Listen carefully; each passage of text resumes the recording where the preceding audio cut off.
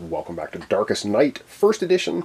What happened long, long ago in an episode far, far away, about 4 episodes ago I think it was, the Ranger had a move card. Movement and traveling are actually different things in this game. If you move, you don't gain secrecy. If you travel, you do. This is right from the designer. I looked it up. I actually had our Ranger use the, the Race the Hare, which had him move to the monastery. And it was not an actual, it just says you must move to an adjacent location. It's not an action. What I did for him is I actually gave him a secrecy, so I'm going to remove a secrecy from him right now. I don't think it affected the game at all. He's going from 6 secrecy down to 5. He also was in the monastery and completely got no actions at all, so I'm going to allow him to pray right now for that turn long ago. Let's call it delayed praying, because he did have an action. He didn't do anything, which he should have. So let's get to the dice tray. We're going to roll 2 dice for our Ranger. He's sitting right now at 1 grace and now 5 secrecy because we fixed that. Let's roll a couple of dice and give him some grace back, possibly at a 3+. And I should mention as well, the Wind Dancer has, you get to, I think it's move an extra time, and I think I gave her extra secrecy for it too, but I lost track of that, so I'm just going to leave her where she is. She's sitting at 5. Alright, let's roll 2 dice, see what we get for our Ranger. Well, he gets 1 grace, so we're going to give him 1 grace back, so he's up to 2 grace, just to repair that error from long ago. Alright, let's get back to the main board and begin this turn. Alright, well, as you know, we are in a butt ton of trouble because we have the Nexus, which means we have to get rid of the Nexus or we can't touch any other blights on the board. And then we have Decay, which affects everywhere, and I forget exactly what it does. It's items have no effects, which means we can't attack the Necromancer because if we ever do get a Holy Relic, we can't use it. So we have to get rid of the Nexus, and we have to get rid of Decay if we want any chance of beating the Necromancer, who's sitting here in the forest with the Wind Dancer and the Monk at the moment. And we're sitting with 7 clues, and we're sitting at 10 darkness, which is bad. Very bad. Alright, we're going to have the Ranger go first. He's not in a space with Necromancer. He does not have the Holy Relic. He does get an event, though, and these are always absolutely delightful. And his event is Patrols at a 4. Compared to the Darkness track, Darkness is at 10, so he's going to get an Archer, so he has 4 to defend against it, or 4 to evade. So let's, I think we're going to defend against it. He's going to try his Poison Arrow, shoot that Poison Arrow. Alright, so we'll take a quick look at his Poison Arrow again, and because it gives him 3 dice to do it, but his highest dice is a 4, then he's going to take the wound as well. So let's get to the dice tray. He's going to roll 3 dice, see if he can fend off the patrols. Yes, the Necromancer's stepping up his patrols. Alright, come on, we need a 5 or a 6. 2 6s. Absolutely no problem. This time with his Poison Arrows. Alright, let's have him take an action. And of course his action is going to be attacking the Nexus. The Nexus is only a 3. Protects all other blights. There's no effect though if he fails, so he's trying to get rid of this Nexus. I would like for him to have searched, but we're kind of in a bind. We have to get rid of the Nexus. Once again, he's going to use his Poison Arrow. He just needs a 3, 4, 5, or 6, and he has 3 dice to do it. Let's get to the dice tray and roll it up. So the only thing that could screw us up is by rolling all 2s and 1s, which would be probably game over. Alright, let's have a look. He gets a 4, 5, and a 6. Nails it. Alright, back to the board. Alright, and with a 4, 5, or 6, he gets rid of the horrible Nexus. Now, the thing about the Nexus is, let's not forget, we also have the Extinguished mystery there, which means permanent. When the last blight here is destroyed, which was the Nexus, you get a clue. So we're going to go from 7 to 8. Yeah, we're getting very much closer, and place the blight token on this card. And basically all types of blights of this on this card are destroyed when they are created anywhere. So we're going to put this here. Anytime we draw a new blight that is the Nexus, it just does not happen. So that's actually pretty good for us, I think. I don't think we need to leave the die on there anymore. It's triggered. We do have to remember, though, that when we pull a Nexus, it ain't happening. So that's good. Alright, that's the end of our Ranger's turn. He's currently sitting at 2 Grace now, 5 Secrecy. And we have to figure out who's going next. Let me do a little bit of thinking, and I'll come right back. Oh, and I should also mention, because our Ranger attacked a Blight, you have to lose 1 Secrecy for that. He's going to go from 5 Secrecy down to 4. Alright, I think we're going to have our Scout going next. She's not in great shape. She's got 1 Grace, 3 Secrecy. She's in the village with 4 curses, which is absolutely horrible. Moving in here, you lose 2 Grace because of 2 curses. I think she has to try and attack one of these Blights. She could also do a search, though. Search difficulty's 3. We might want to do that. Alright, let me think about this and I'll come right back. Alright, we're going to have our Scout go. She's in the village, not with the Necromancer. Doesn't have a Holy Relic. Will get an event, though, and is sitting at 1 Grace. Yikes. Let's see what the event is. Dark Scrying. Spend a Grace or lose 2 Secrecy?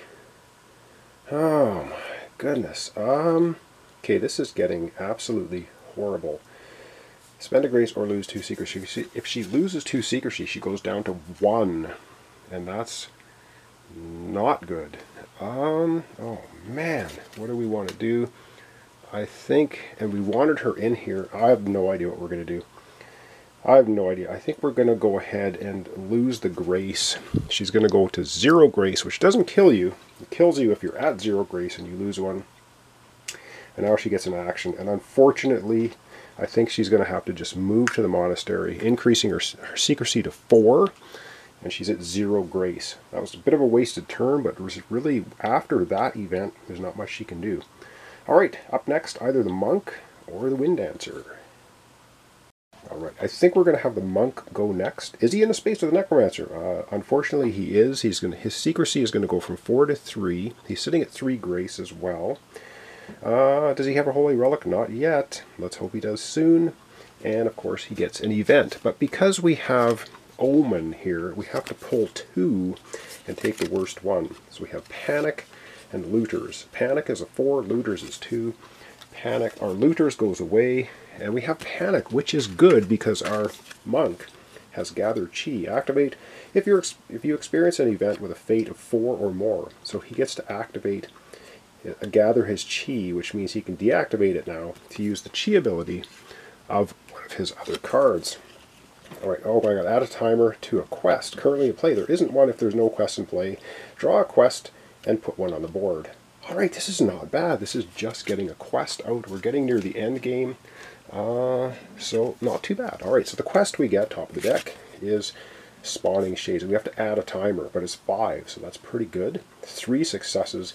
Shades in the area here gain the upper hand and are multiplying rapidly. Put a stop to them before they overrun the country.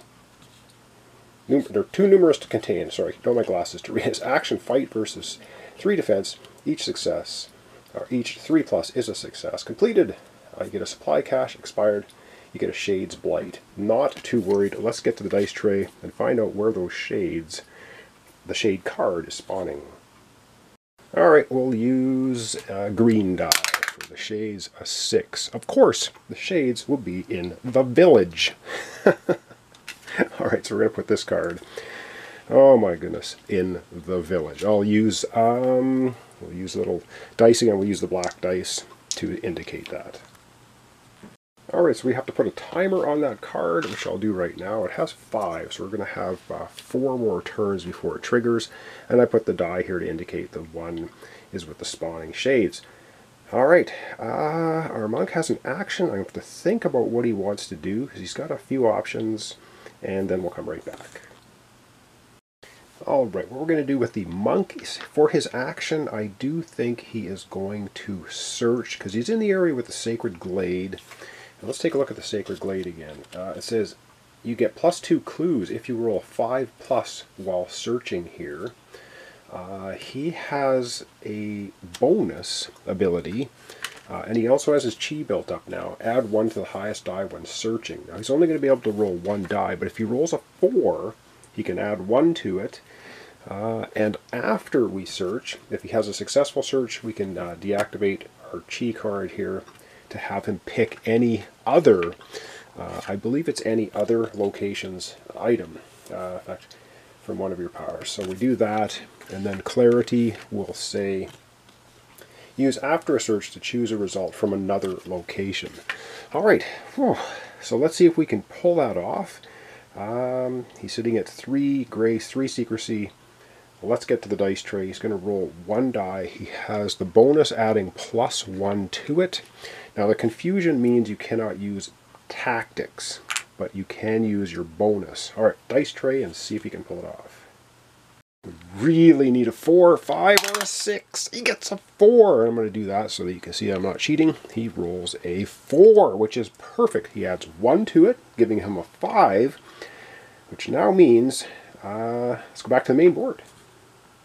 Oh, this is so excellent. All right, so he has rolled a 5+ while searching here, which means we get 2 clues. 2 clues means we are up to 10 on the track, which means we can now retrieve a holy artifact, which is freaking awesome. All right, that's what we wanted to see. So we're going to put basically a token on that. That can only be used 1 time. But now there's a sacred glade here. We can actually pray here, same as we can pray in the monastery, getting back that. So that's really, really cool. So I'm going to leave the die here just so we know we still have the sacred glade. He did a search. He's also now going to spend his gather chi to use this ability, use after search to choose a result from another location. So let's get a map card out here. So we're not going to look at the forest, we're going to look at all the other locations. An artifact, ooh, bottled magic, treasure chest, another mystery. Don't need another mystery, so we're going to ignore those 2. So it's between treasure chest, I don't think we're going to bother with that. Bottled magic or an artifact. Artifacts are usually good boosting items, but bottled magic lets you roll 3 extra dice while you're attacking. So I think we are going to go ahead and get bottled magic, which is freaking awesome for the monk. He has bottled magic. He also has reroll now all of his dice because he has a charm, and we can now retrieve an artifact, which is even better. All right, that's the monk's turn. Up next, the wind dancer. Is she in a space with the necromancer? Yes, she is. She goes from 5 down to 4. And she doesn't have a holy artifact. She can retrieve one though, but she gets an event first. And of course we have to pull 2 events because we're in a place with the omen. She gets the worst one. So it's either Dark Champion for 3 or Dust Storm for 2. She's going to have to take the Dust Storm, which might be better, I don't know. Gain 2 secrecy. Spend... Oh, cool! So she gains 2 secrecy. She goes from 4 up to 6. She's got 4 grace and 6 secrecy now. Spend 1 grace or lose a turn. So she's going to spend a grace. Going to go from 4 grace down to 3. That wasn't the worst event. Alright, I really have to do some thinking now, because I think she can actually retrieve the artifact. She can search. Yeah, I don't know. Let me come back. We're going to decide what we want to do with the Wind Dancer for her turn. Alright, I think it's pretty clear what we have to do with the Wind Dancer. I think she, for her action, is going to retrieve the Holy Artifact. And how we do it with the expansions is we spend 10 clues, which we have.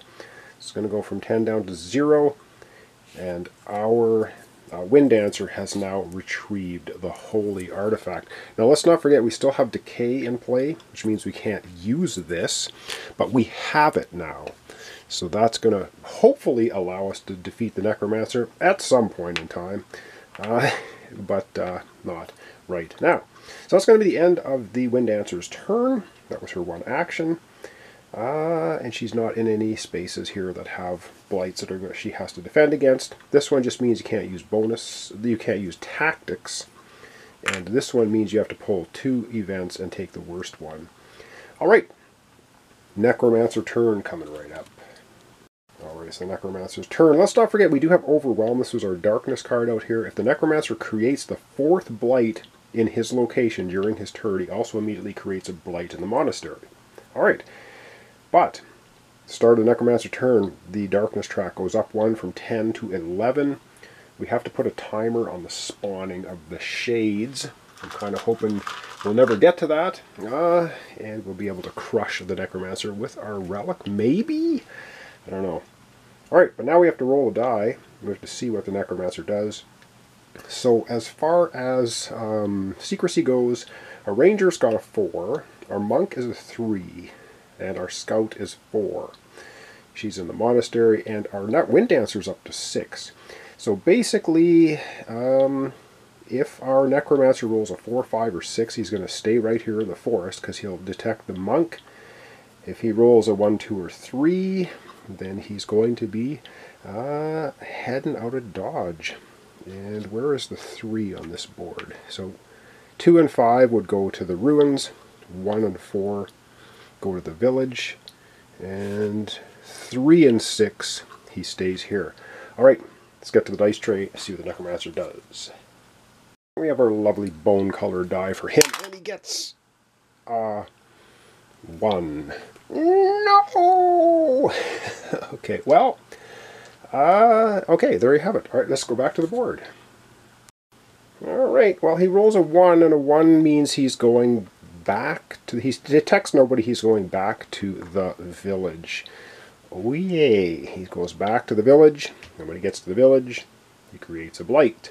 The unfortunate thing about the village, it already has 4 blights, so the blight that he creates is going to be a blight at the monastery. Alright, so we're just going to draw a map card, and we're just going to look at the monastery section of it, and he puts spies in the monastery. Alright, let's get out the spies, if I can find them. Right back with the spies. Alright, well, the spies are not too horrible as far as blights go. It takes a 5 to get rid of them. They basically, if you end your turn in their location, which will be the monastery, you lose a secrecy each turn. And if you try to fight them and you do not succeed, you also lose a secrecy. So they're all about losing secrecy, and at this point we have the relic, which is good. But that's our first blight in the monastery. Again, if you have any time 5 blights in the monastery, you lose the game. So that's how we lose the game. But I do believe that's going to be the end of our episode for today. So we have the Holy Relic. This is awesome. Our Wind Dancer's got it. Of course, you can trade items at any time with anyone. So she can give it to the Monk if she wants. And yeah, I think the Monk's got a charm, which means he can reroll all dice. He has the magic bottle. It gives him +3 dice when he attacks. Wow, this is good. And if we can give him the relic, get him in the same location as the Necromancer with no blights in his location, we might have a chance of taking him out. So thanks so much for watching along. Thanks for your comments, subscriptions, likes. This is Darkest Night, 1st edition Necromancer bundle. And yeah, we'll see you in the next episode.